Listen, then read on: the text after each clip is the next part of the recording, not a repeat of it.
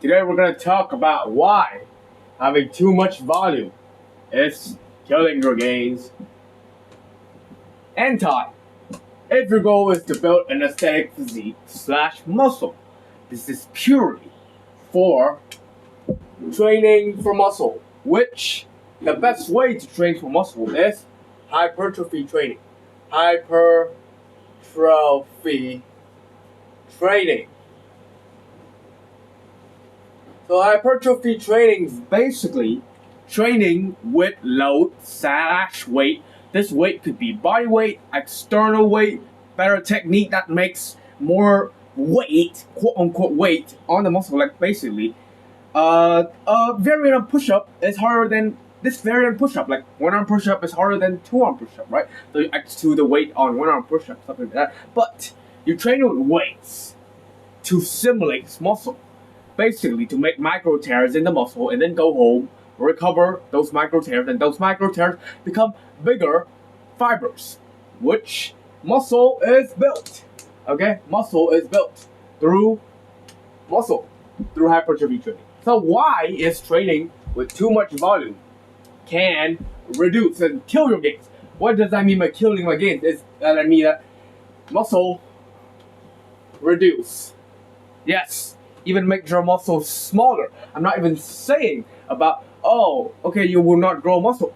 You will decrease the amount of muscle you got. So let's get into it.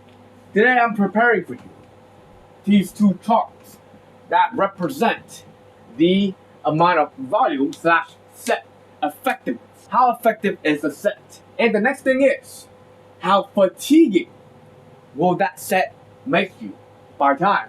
We got these bar counted for effectiveness for the effectiveness chart, and this bar for fatigue accumulated, the fatigue bar for the fatigue graph.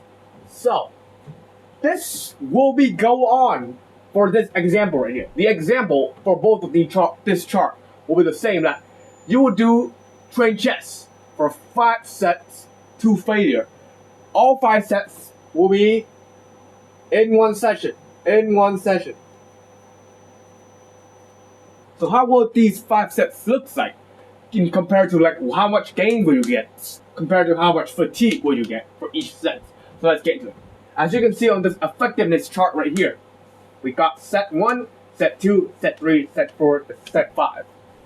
The trend of this chart right here is that it goes straight up when you're at the peak of set 1. You're at the peak of set 1, you reach the peak. This is top. So basically, the most gain in one set, in a set. Most gain in a set is right here. So this is the most gain is in the set when you do 5 sets to failure. Of course, this is when you're doing the set. This is when your muscle is not simulated yet. Now you train to failure. What is to failure? In the previous Whiteboard Wednesday video, I have covered that training to failure basically means that you do a specific movement with a specific weight / load. It could be body weight, it could be extra weight, but you keep that same weight, you keep on doing it until a point that you can't do another rep. And of course, it has like techniques like drop sets or like fixing technique or something like that that replaces the weight, maybe reduce down the weight so that you can train beyond failure. I'm not talking about that. Today we got purely just go to training to failure as the main subject to compare with. So first set done to failure. Now this chart is not really the most correctly, so let me fix the chart on the way. This is gonna be more correct. This is top, right? And then you recover, goes down right here. And then you go ahead and train again. Right now, right here, there's still some simulation in your muscle, right? So now you train again, and then you reach here, okay? So now the effectiveness of set 2 is lower than set 1, right? A bit lower, because your body doesn't have like this full energy blast from here, so it can rise up. It could go up from here because right now the fatigue accumulated. I will talk more about that in a second, but right now when you finish the first set, you have accumulated some fatigue. So basically, this one cannot go fully down anymore because it doesn't have enough time to rest, of course, just in a workout. So the effectiveness go down, okay, alright, from here, and then it goes up at the peak of set 2, the set effectiveness, the simulation causes. And same goes for like the other sets also. It will go down, but it will not go down lower. And this, it rise up, just like that, rise up to set 3, set 3. You get the idea.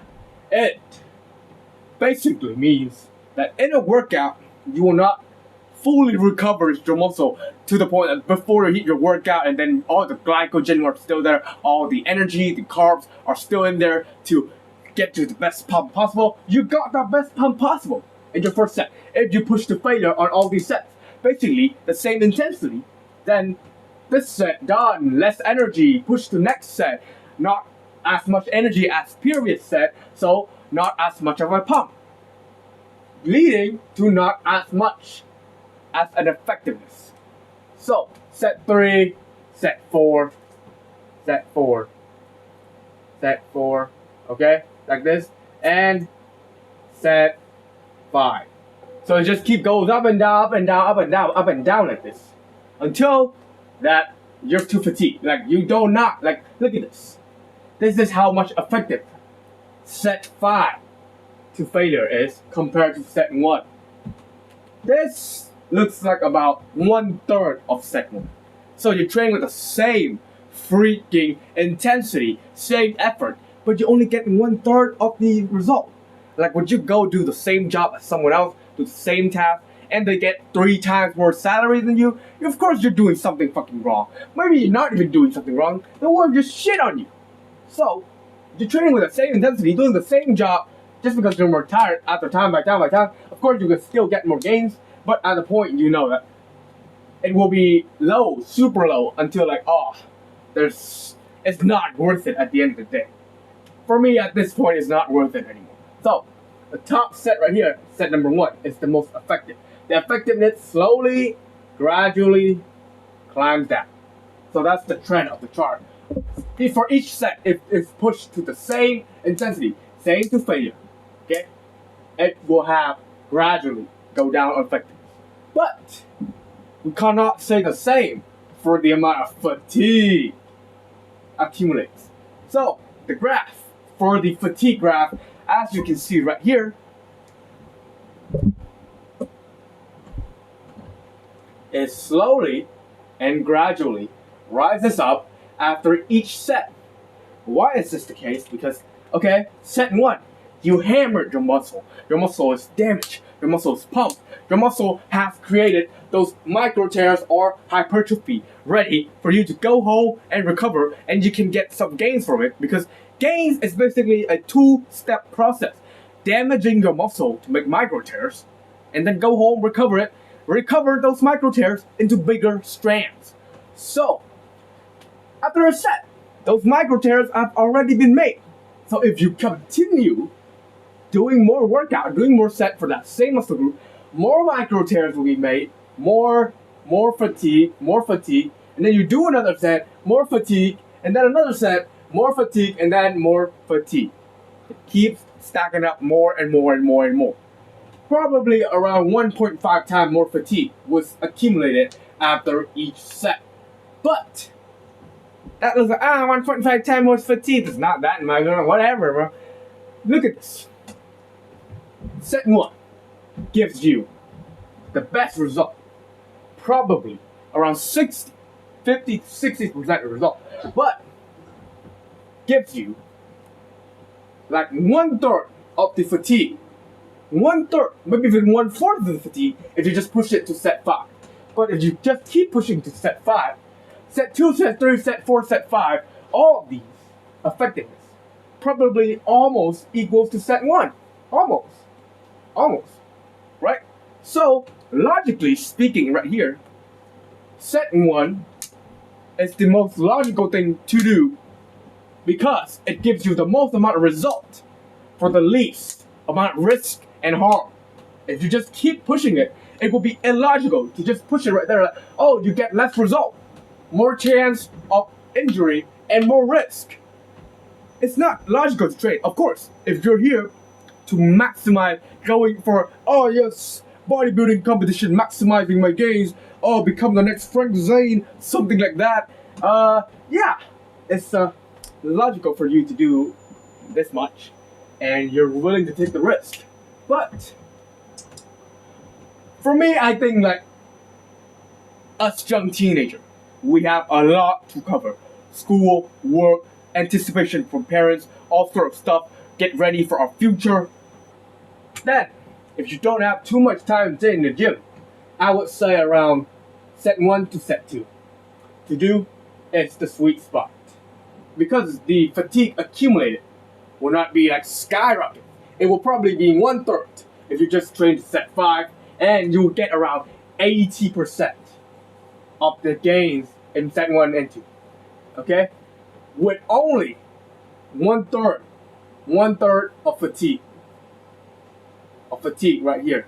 So 80% of the result comes from only like 33% of the work you have to do. But that's the most logical part right here. That is just my advice when I look at this chart and I come up to the conclusion for you guys that you should do that because it's the most logical thing to do. Imagine yourself harvesting only the best part.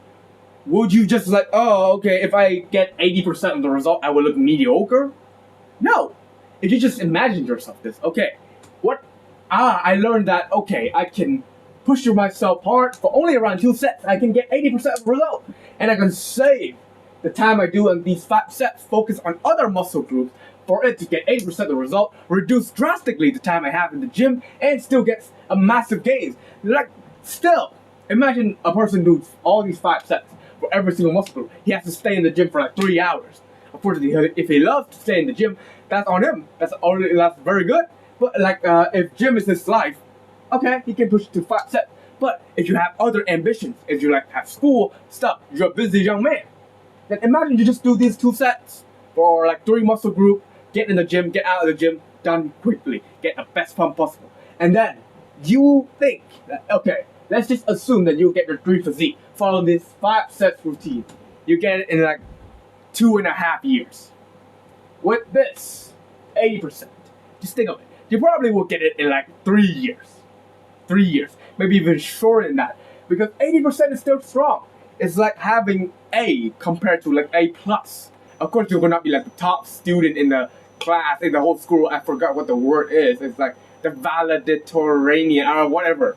You will not be that, but you will be quite wise of a man. You will still get good grades. You will still maybe get some scholarship there and then, not like full scholarship and stuff like that. But you can focus on like 5 more stuff that you can get to 80%, because these 80% follows the 80-20 rule. 80% of the result comes from 20% of the work that matters the most. So you find out these set 1 and set 2 matters the most, not set 3, set 4, set 5, because look at this. It slowly goes down and the freaking fatigue rise up so much. It doesn't matter like these 2 sets. These 3 sets doesn't even give that much gains like these 2 sets in the first place. But it gives like massive fatigue, like burned out and stuff like that. It's like the student tries to learn too much to get to a top position. He gets like super stretched out and stressed out and stuff like that. But the dude who only aims for like 80% of the score, gets a decent grade, passes school, stuff like that, it's pretty chill. Maybe he's like the dude that sleeps and until like the last day he studies and like he get 80%. Just because he focused on 20% of the work. So I have found you the 20% of the work right here, which is the zone between finish set 1 and finish set 2. And then you can move on to the next muscle. Like if you finish chest, you can do arms, shoulder, all sort of stuff like that. Yeah. So, in conclusion, follow this part right here. Follow this, okay? Ditch this part. Follow the 80-20 rules, and then you will make massive gains. And if you want more valuable information like this, more of these kind of amazing lecture and all my knowledge packed into one place, top link in the description down below will have every information that you need. So if you want to support me out, you can check out the top link in the description down below. I hope you learned something new today, and that's it for this lecture. Goodbye.